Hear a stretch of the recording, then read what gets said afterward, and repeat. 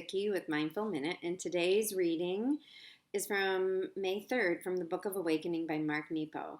And please share this with anybody that you think might get some goodness.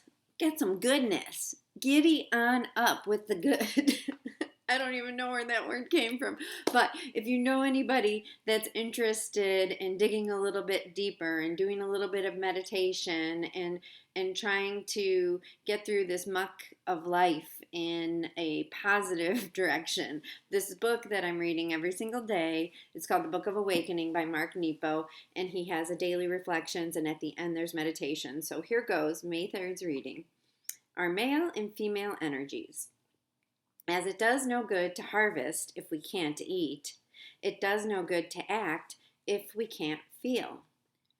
There is so much talk these days of masculine and feminine energies and how we've been taught to be one-sided in how we engage the world. I believe most of it to be true. When we are dominated by our male side, over rational and stoic, never showing our feelings, our feminine side, our deeper creative receptive energies, become strident and stifled, explosive when finally allowed to surface. Not surprisingly, those who are contained and guarded, male or female, are somewhat frightened by those who are intuitive and expressive. Just as those who are more readily impacted by what they feel find the unexpressive quite suffocating. Of course, we find each other, and the Stoics grow nervous while the passionate sweat more. This is part of life. We find each other and pull. The spinning ever want the still to spin. Ooh, that's a really good one. The spinning ever want the still to spin. The quiet hush the drums. The crazed are ever fated to entice statues to dance. Holy cow, this is good stuff. I have to highlight it. Okay. We also struggle with these energies inside ourselves. My own experience has been quite telling. A man who has always been quite active and decisive, I have also, as a poet, been deeply guided by the feminine, directed inwardly by the intuitive life of feeling. But clearly, in the outer world, I was well schooled in being practical, taught never to linger in my feelings long. It's only after 10 years of surviving cancer and life of overachievement that I have stumbled in and out of joy and becoming more integrated, more a single wave of masculine and feminine. I can see that I'm learning to use my male energies differently, more in concert with my feminine. Where I was taught to understand and name things, I now experience and feel things. Where I was taught to frame and articulate things at arm's length, now I embrace and absorb what is before me.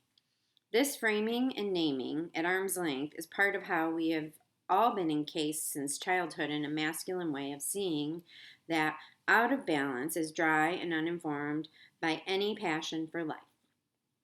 The difference is between painting a bird and flying, between understanding the secret positions of love and feeling your heart pound.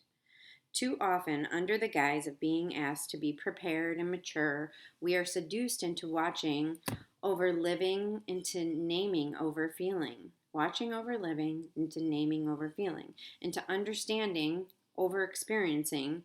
Yet as two hands cup water to the mouth, we need both male and female energies to drink fully of this life. And the meditations, the activities for today are center yourself and breathe slowly. Place one hand before you, palm up, and meditate on all this hand contains: nerves, blood, memory, the power to lift and touch.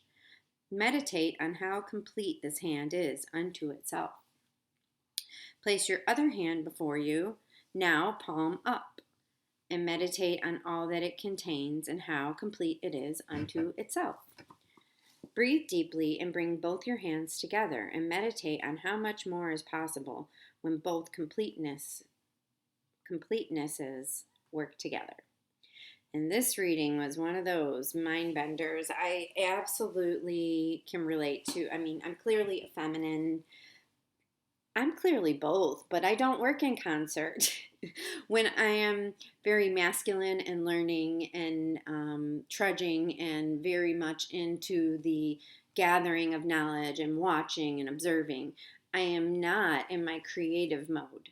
And when I'm in my creative and intuitive and loving mode and passionate mode, I am not thinking at all. I'm not very logical.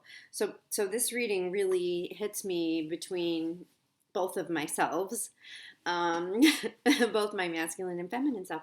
And I've always been one of these girls that was, oh, I can do it. I don't need a man to help me. I don't need anyone to help me, and I can do it on my own. And what this year has taught me is that I can accept help, and that doesn't mean I am weak. I think I was weaker and more vulnerable and more alone when I was pushing everyone away because I was pretending to be strong.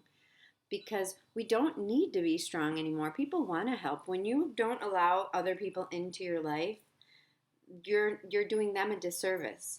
Because I don't know about you, but when I am in somebody else's life and when I have that connection and I'm able to help and be of service, it is filling, and it is helpful to them and to me. And in this reading, okay, there's a couple parts that I really want to get back to. This is part of life. We find each other and pull, and how that works. How we always find the people that are there to teach us a lesson, and how we teach. Sometimes we're just there to teach them a lesson, and sometimes we're just there to exist together and be together and to connect because our souls are aligned. The spinning ever want the still to spin. So for some reason, as a spinner, because I'm a spinner, I always end up with people that are kind of chill. And I want them to have more feeling. So it doesn't make sense. So I mean, I have both sides, the feminine and the masculine, but I certainly don't have the concert and the harmony that Mark Nepo is talking about this. The craze ever faded to entice statues to dance. Why do we do that to ourselves? And I do that to myself. I do that to myself. I try to get people to be something that they're not, and there's no reason to do that. They'll find it. All I need to do is be and show up as my best self, feminine and masculine. And hopefully the people that need to hear me, and the people I need to hear, I hear them. And the other part that really struck me is right here. It is in becoming more integrated, more a single wave of masculine and feminine. I can see I'm learning to use my male energies differently, more in concert with my feminine. And when I can do that, when I can be creatively thoughtful, right? I think then I think that is just a really cool experiment to try, and I think I'm going to try it. So I'll let you know how it goes. But this one really got me going. I really, really, really love this reading. So I hope you are well. I hope you are handling quarantine like a champion. I do have a course coming up. It is a course about excavating some roots that you might have that are no longer serving you, and maybe planting some new seeds, and pruning your current tree that you already have of all the good that you have in your life, and how you can really just be where you are, and plant some foundations for yourself that are good. So I will be sharing more information as that comes, and I have a rollout date, a launch date. My website is vickyrude.com. You can sign up and subscribe for my email list right on here on YouTube.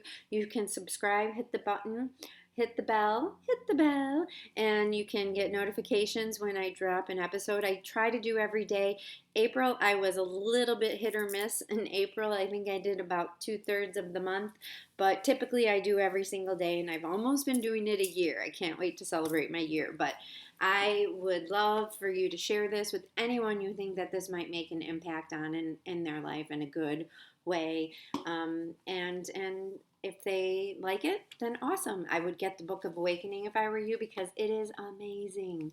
Such a good book, such a good writer. He has a way with words and with metaphors that no other has been able to connect with me. And right where I'm at right now this is really helpful. So be well, be safe, Be kind to yourself and others. Have a beautiful day, and namaste.